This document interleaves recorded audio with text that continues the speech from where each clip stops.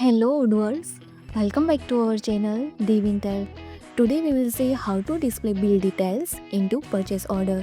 So let's see about that, how to work it.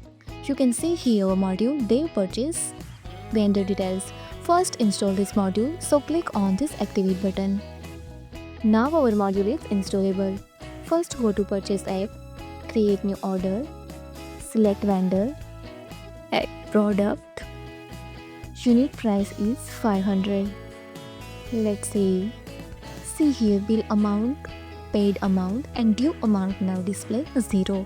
Now confirm this order. Now upload bills. Do confirm. Go to again this same order and see here bill amount is 500 and due amount is 500 and paid amount is 0. Again go to vendor bills and now pay. I want to pay only half payment, 250, and now create payment. Back to purchase order and now see here paid amount is 250. So using this our app, here display bill amount, paid amount and due amount. It means display bill details of this purchase order. If you found this helpful, do it like, share and subscribe. Thanks for watching this video.